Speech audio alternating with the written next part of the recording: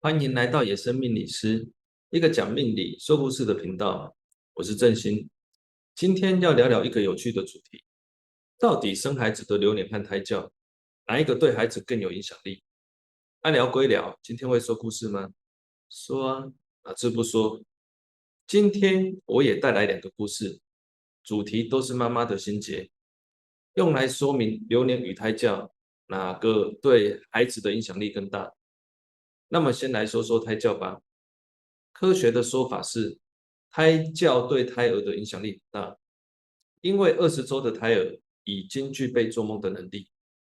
不过，我很难想象胎儿会做什么梦，会梦到什么？是梦到天线宝宝，还是梦到海绵宝宝？嗯，可能都有梦到，因为梦里什么都有。所以，妈妈听音乐以及和宝宝对话，都能给宝宝更多的刺激，帮助宝宝的大脑发育。这就是胎教的逻辑。另外，胎盘和母亲连在一起，所以说母子连心，妈妈的情绪会影响到胎儿。当妈妈心情愉快，脑内啡也会让孩子开心。相反，妈妈生气气的时候，肾上腺素也会让胎儿感到负面情绪，可能会影响到胎儿的健康哦。这样一整套听下来，胎教的说法逻辑自洽，根本超重要的啊。说完了科学，那么再来说说玄学的看法，就是妈妈生孩子的流年到底对孩子有什么影响？紫微斗数有12宫，分别代表命主对这12个宫位的主观注解。妈妈在哪一年生小孩，那个小孩就是落在流年的子女宫。那个流年子女宫就是代表妈妈对小孩的看法注解。命理师就是从这里判断出你跟孩子的态度与缘分。例如，那个流年子女宫有很多科，科是读书、才华跟感情，这就表示在妈妈的眼中，这个孩子很会读书，很有才华，或我们之间很有感情。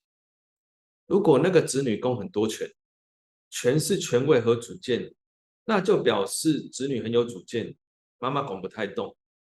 如果那个子女宫很多吉星，例如有左辅右弼，表示孩子和我关系稳固，就算我们撕破脸，也会黏回来，大家会装没事。也代表孩子对母亲有帮助，叫他去买酱油会自己买回来。如果有文昌文曲，表示孩子会读书，或者彼此相处愉快。如果有天魁天月，表示孩子和我相处频繁，就算孩子到了外地，也会时不时跑回来家里签到，或者也会打个电话或视讯报平安。总之，不同的子女宫星象代表不同的亲子缘分。因此，从命理师的角度来看，选个好流年来生孩子，一来孩子的品质有保障，二来亲子关系也会比较深厚。所以，客户来问小孩子的事，命理师的角度就是生子不绝，流年解决，挑个好流年就完事了。在实务上，生子挑流年的理论得到广泛的验证，因此在命理上也广为流传。相信大家都有类似的经验，听到某家有3个孩子，其中2个孩子特别孝顺，另外一个特别叛逆，为何一样的父母会生出差异这么大的孩子？往往公说公有理，婆说婆有理，个人都有不同的见解。但是，一摊开命盘，答案往往一目了然。早在生孩子的那一年，命盘早已写下了注解。这么听下来，好像玄学也很靠谱，对吧？那么，当科学遇上玄学，胎教遇上流年，哪个对孩子更有影响？先来说第一个故事，A 小姐的故事。A 小姐来问儿子，她说，当初怀上了儿子，非常期待他的到来，她也很怕自己会不小心流产，凡事都小心翼翼的，直到孩子顺利出世，她忐忑的心才放了下来。可是随着时间过去，孩子是顺利长大了，但是似乎长歪了。说到这里，他欲言又止。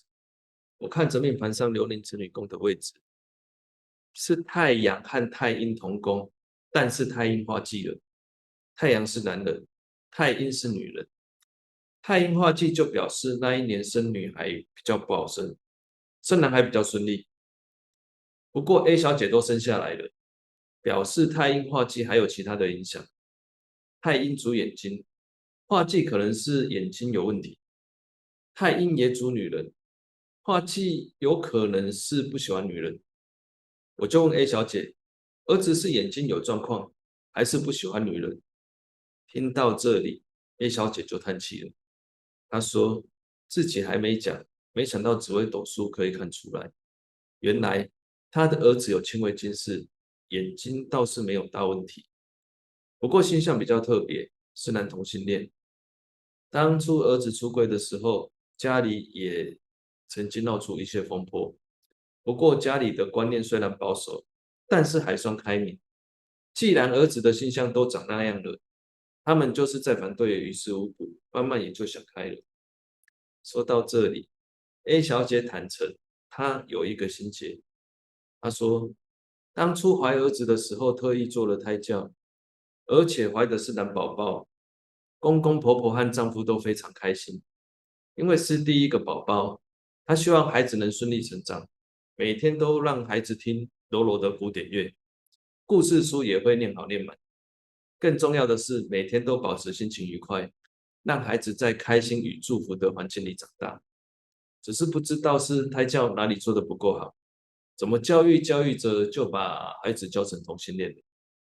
我说，每个人都带着不同的生命蓝图来到世间，每条灵魂都是独一无二，并不是说父母强力的干预就能影响孩子灵魂的本质。所以孩子并不是被教成同性恋，而是他的性向本来就是如此。说白了，孩子只是借妈妈的肚子出生，然后来到世间面对自己的人生课题。如果孩子的灵魂很刚强，不管父母你再怎么教导柔顺，他最终会在某些部分展现他刚强的一面。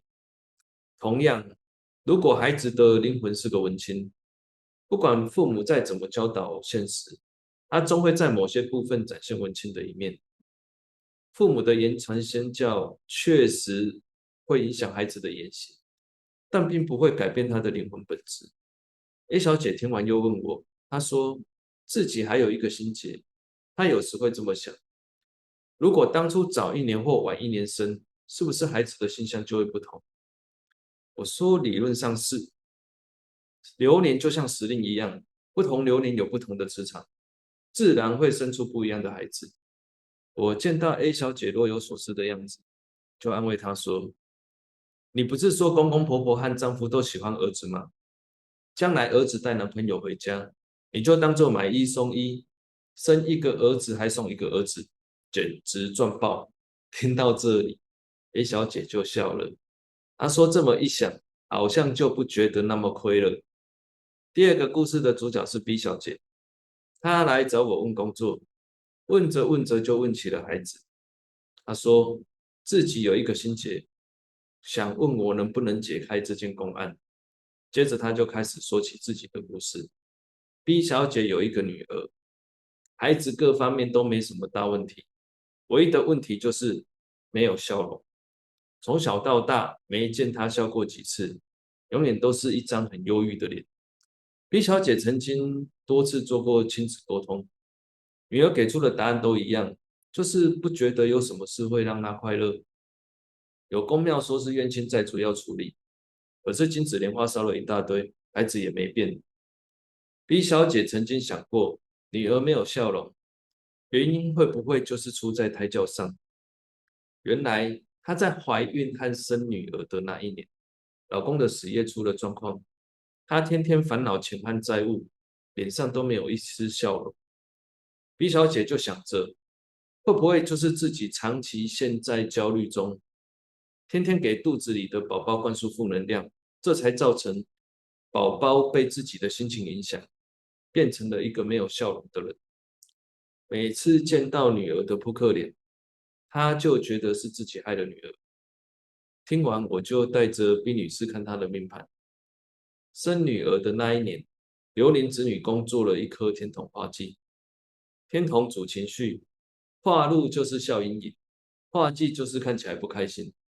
这表示只要 B 小姐在这一年生的小孩，最后都会长成天同忌的模样。宝宝不开心，但是宝宝不说，所以就算那一年 B 小姐真的把胎教做好做满，那一年依然只能生出天同忌的孩子，而且不会有别种产品，因为那是流年限定款。此事无关胎教，不过是流年的影响罢了。如果要比较流年和胎教的分别，那么流年是出航的天气，胎教是行船的准备。就算把无线电、救生圈、引擎都检查完毕，饮食也准备充足，不过是让船行驶得更平稳，为航程增加一点保障而已。例如，在一个风和日丽的天气出航，船只没什么准备，也会航行顺利。如果在一个暴风雨的天气出航，船只准备的再充足，依然要面临危险的浪头。所以，孩子没有笑容，与其说是胎教，更像是流年的影响。说到这里，我告诉 B 小姐，现在真相大白，你冤枉自己了，快给自己说对不起。当我说到这里，B 小姐的泪水在眼眶里打转，我想她的心结应该是打开了。这时她又问我，女儿没有笑脸，会不会有什么问题？我说，这个就要问基因了。如果长得普通，那个叫臭脸；如果长得很正，美女的是能叫臭脸吗？那叫高冷。高冷妹子还是很有市场。当我说完，B 小姐就拿出手机给我看女儿的照片。我一看，哦，是高冷妹子，那就没事了。可喜可贺，可喜可贺。话说回来，今天的故事要告诉我们什么？那就是基因的影响力最大，颜值就是正义。今天的节目就到这里，点赞订阅功德无量，拜拜，我是郑兴，我们下次见。